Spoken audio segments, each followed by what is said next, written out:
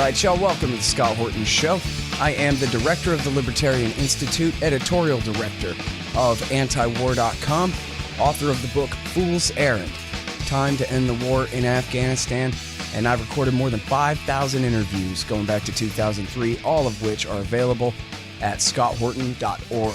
You can also sign up for the podcast feed. The full archive is also available at youtube.com/Scott Horton Show. Okay, you guys, introducing Wayne McElrath. He is a senior investigative advisor to the Project on Government Oversight, and he led the Government Accountability Office's investigation into the Pentagon's 1033 program, which provides equipment to police departments. And he's written this thing with our friend Mandy Smithberger over there at POGO as well. She's the director of the Center for Defense Information there. Great activist on the question of military spending. And they have written this piece together for the USA Today here. Ending police violence begins with cutting Pentagon money, militarization program. Welcome to the show, Wayne. How are you doing, sir? Good morning, and thanks for having me on the show, Scott. Very happy to have you here. So, as I said, Mandy is a friend of the show, and so I just reached out to her because that was easier. And she said, oh, no, you got to talk to Wayne. He wrote the thing. And now, as I just read out loud in your bio thing, you did the investigation for the Government Accountability Office of the 1033 program. And for people not familiar, that used to be the Government Accounting Office, and it's basically an organization, an auditing organization that belongs to Congress for use against the executive branch. So actually sometimes does good work there because there's a little bit of a division of power kind of thing going on there. And so I'm really excited to find out that, because that means then that I presume that you had access to all kinds of information that even the very best journalists and NGO types could have never got their hands on about how all of this works. So if you wouldn't mind, I'd like to hear everything that you know and think about the question of the militarization of police in America. Sir, please go ahead. Well, I think because there's been such a surplus of military items available to police departments now through the 1033 program, and also the overspending that occurs in military budgets, that now supply is driving a demand by our local police departments to start up what's known as SWAT, or Special Weapons and Tactics teams, all over the nation, because they're getting basically free equipment to be able to try this concept out in their police departments that may or may not be antithetical to what the actual community needs.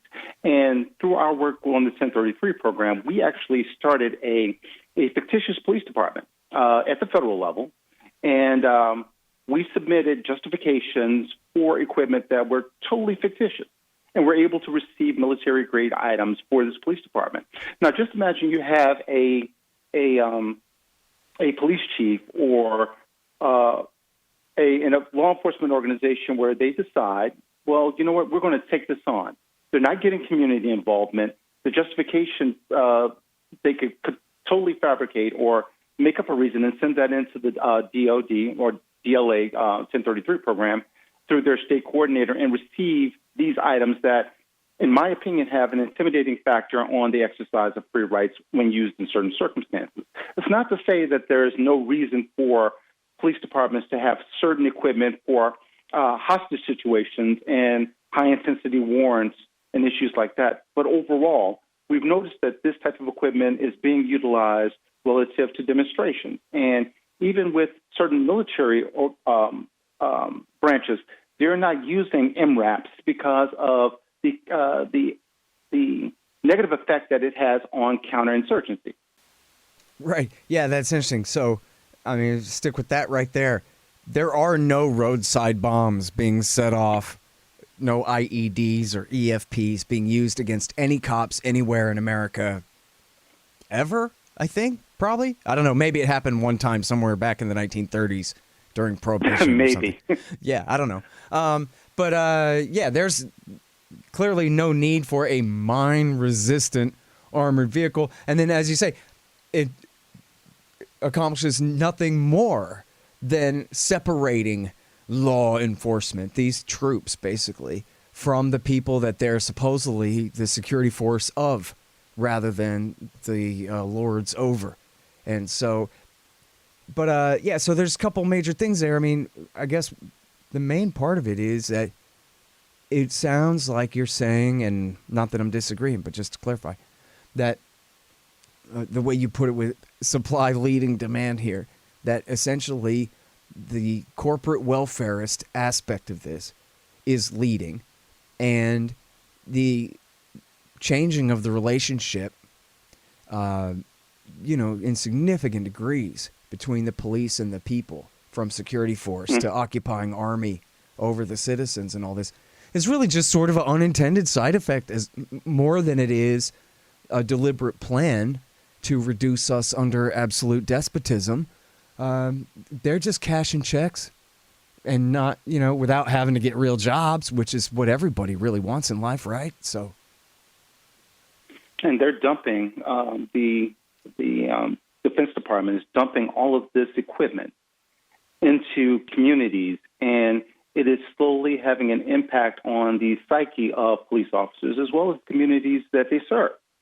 In my opinion, we don't want the American society to be habituated to seeing these types of equipment and law enforcement officers draped in helmets and military-type gear roaming our streets. That is not anything that I would like the American public to be comfortable with at all. Now, so there's correlations and causations and things like that going on here too, right? Where they say that, look, crime rates are down. Well, we say crime rates are down, so why do you have to go walking around like, paramilitary troops all the time and this kind of thing? They go, well, it's because law enforcement has done such a great job of cracking down is why crime rates are down. And so you wouldn't want to fix something that's not broken, would you? No one can make that correlation to say that, police departments have been doing such a great job that crime rates are down. There's any number of reasons and factors, crime being multifaceted as it is, that it could be because of better job opportunities for communities, better health.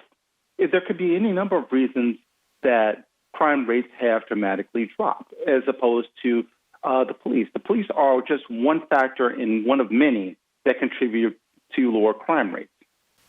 Well, yeah, and I was just joshing, of course, but, playing devil's advocate, as I like to do, right. For the devil. He needs an advocate sometimes.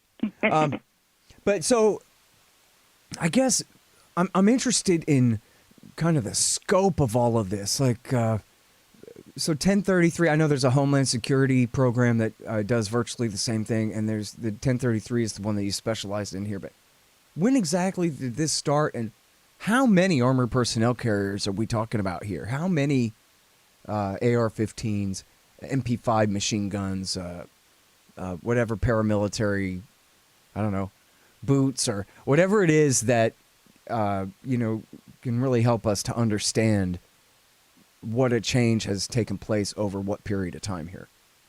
Right. The conceptualization for the 1033 program actually started with an NDAA back in the 1990s and actually went into effect in 1997, that program being turned over to the Defense Logistics Agency so they can actually distribute these items to needing police departments. Originally, it was designed for counterterrorism and also counter narcotics investigation.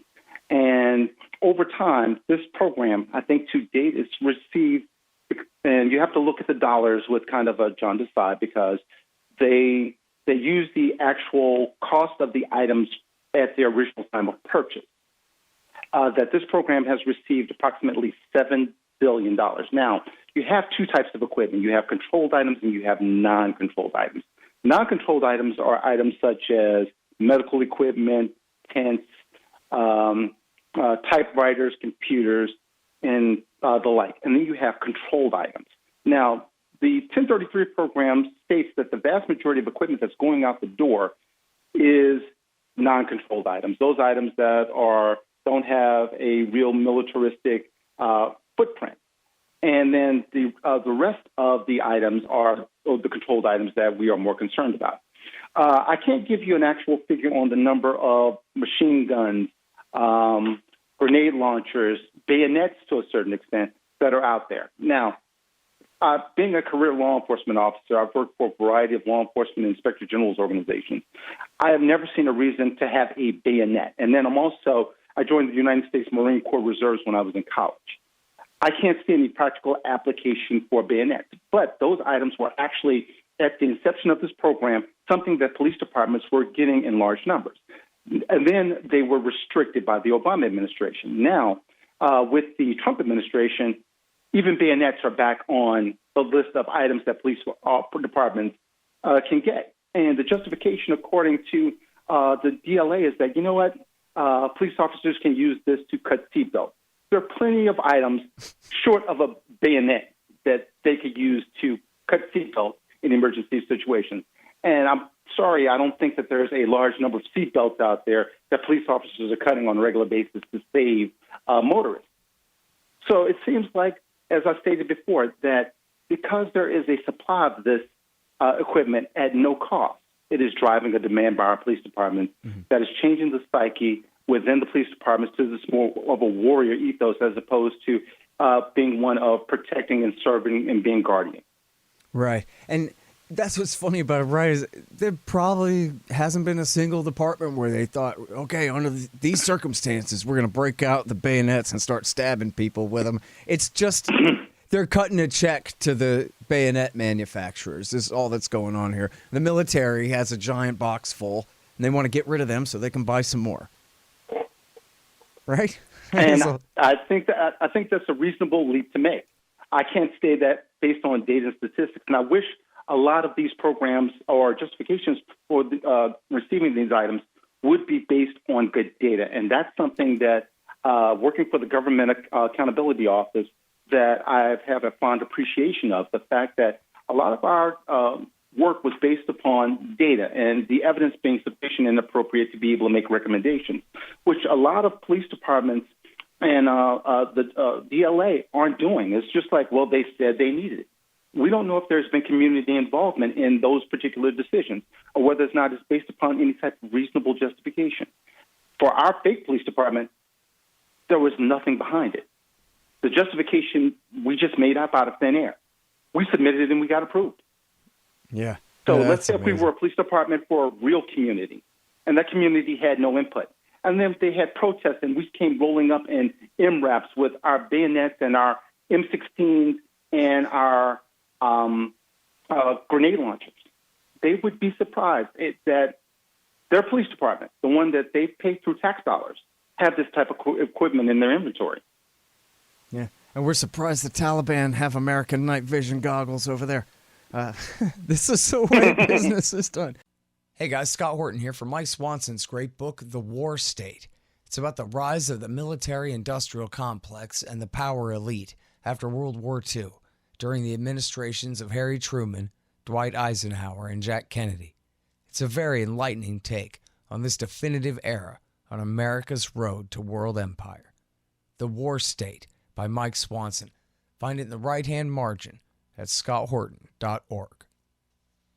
Hey y'all, Mike Swanson is a successful Wall Street trader with an Austrian school understanding of the markets, and therefore he has great advice to share with you. Check out Mike's work and sign up for his list at wallstreetwindow.com. And that's what you'll get, a window into all of Mike's trades. He'll explain what he's buying and selling and expecting and why. I know you'll learn and earn a lot. wallstreetwindow.com. That's wallstreetwindow.com. And now, so here's the thing too, is I remember back in the 90s when basically all the cops started dressing like SWAT guys, you know, much of the time, even if they don't have all the full gear on. They're wearing the black fatigues, you know, more like a Gestapo type uniform than a deputy sheriff's sort of brown button-up blouse from the past, and or blue for a city police officer or something like that. That was how it was when I was younger. But when it first started out that these guys, especially in Austin, I don't know if you've ever been to Austin, but our crime rate is essentially nothing. I mean, there are tough parts of Dallas and Houston. There are not tough parts of Austin. I mean, this is the Shire here. There's nothing for them to fight. And it was silly, and people laughed at them. Like, what are you guys doing? They reminded me of when I was in elementary school. Me and my friends, we all played guns in the woods. That was the thing that we played as boys. dress up as soldiers or Red Dawn or whatever, shooting each other, this kind of thing. And then to see these guys, it was like that. I was like, dude, you guys are full-grown men, and you remind me of me in 4th grade playing like you're in a war, but you're not. You're on patrol in Austin, Texas, of all places. But it stopped being silly. And I think they even knew it was silly. I think they thought, like, wow, I sure am wearing a lot of junk, for no reason. It seems silly to them, too. I think it was inescapable. But now it's not. Now it's just, this is what cops look like. They dress up like basically SWAT team night raiders, SEAL Team 95 or whatever, all day long, every day. And they can't help it. Instead of seeing themselves as the goofballs, they rationalize it and justify it. The people of Austin, Texas are enemy combatants trying to kill them. And so no wonder they kill so many of us all the time.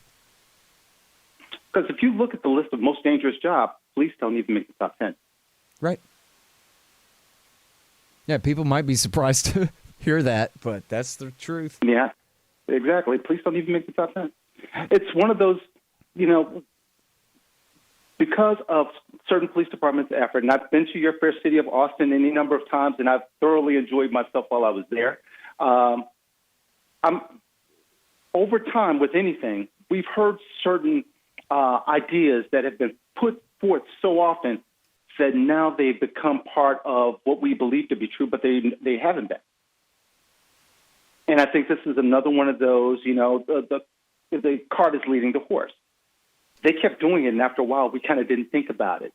Right. Now, when we're sitting here saying, we have a right to protest, we're exercising our First Amendment rights, and we're walking down the street in a nonviolent fashion to have our police department that should be assisting and protecting the exercise of free rights is now standing there looking at the community as your insurgents. And our president using terms like, if you don't control the battle space. Right. American streets aren't battle space. Which, of course, he's just parroting his national security cabinet that talked about the situation in those terms to him. Exactly. He doesn't know what that word means. He just learned that earlier today, or the day he used it. But absolutely right. And as you say, during completely peaceful protests, you have paramilitary cops come out in full force against them. And then in other places where there are serious riots going on, the cops are, again, attacking the protesters, not the rioters, not the looters, but the people who are the low-hanging fruit, essentially, and easy to pick on. Because at the end of the day, they're all a bunch of cowards. The fact that we're having this conversation now, and there's community involvement and there's media attention being drawn to it, at least we could cut off one aspect of this particular problem. As we stated before, it's multifaceted. Right. And that the 1033 program is just one piece of a larger puzzle. Now that, let's say if we shut down the 1033 program and police departments were no longer able to get these free of charge, the DLA, the DOD, through this program has created an appetite. There's an appetite for this type of equipment. And the military-industrial complex will now have another market that they can go after. Let's go after police departments. Right. They want helmets. They want bulletproof vests. They want M16. They want mine-resistant vehicles because of all the mines that are littered throughout our community and streets. It's amazing. Yep. Definitely, I like what you say about it's all just the cart before the horse and all that, tail wagging the dog. And it's the same thing with the economics of the wars. I just had this exact same discussion with Ted Carpenter about NATO expansion in Eastern Europe. It's the same exact. It's the economics of regulatory capture and rent seeking and, what they call quasi free market capitalism, contracting and welfareism by giant powerful corporations at the expense of everybody else. And to the degree that they dictate the policy and change our society in ways that we would have never agreed to, just through, their kind of special interest politicking all the time. But here's the thing about it, too, is the bottom line of all of this comes down to drug prohibition. And never even mind pot. Until this society completely legalizes the possession and trade in heroin, cocaine, and methamphetamines, and all the prescription pills and whatever else too, then this is going to keep happening. Because that's the justification for all of these, all the militarization, is so that they can do their SEAL team SWAT raids, their night raids at people's homes at 3 a.m. and terrorize them and kill them looking for contraband. And you can't have a free society, and you can't have a truly civilian police department when you allow some adults to outlaw other adults from possessing substances that they wish to possess, or trade with other willing grown human beings for substances that they wish to possess. That has got to go. And as long as that's here, as long as people are afraid to say, yeah, legalize heroin, are you crazy for keeping it illegal all this time? Then it's going to continue on like this. Because if you want to have a war on heroin in your town, you're going to need a SWAT team, right? Well, I can't speak to the drug policy. I was a narcotics agent with the predecessor to the Department of Homeland Security, the United States Customs Service along the southwest border, where we conducted a lot of counter-narcotics raids, and we did not use that level of equipment unless individuals were highly dangerous. And that was far and few between. Very infrequently did we break out that type of equipment. Relative to that type of contraband, that's one of those moral issues that society will continue to grapple with, much akin to what we grappled with between 1920 and 1933 when Prohibition was enforced in the United States. No matter what it is, I think that hopefully over time we'll arrive at a point where we will figure out the best way to deal with these things. But it seems like a leader, a lost leader in this is the police department that are being utilized to over-police certain communities. And that's where a lot of our interest is coming from, the fact that not only are you using this in a way that it was not intended for counter-narcotics and counter-terrorism, but you're using it in black and brown communities more frequently, and those police departments who have this type of equipment seem to be, and like I said, this is not backed by any type of data that I can point to at this particular moment, seem to be more prone to use or escalate to a level of deadly violence, right? Which is of concern to me. So the social aspect of, or the more libertarian view of people should be able to be themselves, and there's an over-policing. I believe that there's an over-policing. I can't speak to the actual root causes of all of it, but this is just one of many threads that needs to be pulled at and examined. Yeah. Well, and I think you guys really nail it in this article, and I'm surprised actually how stark this language is for the USA Today.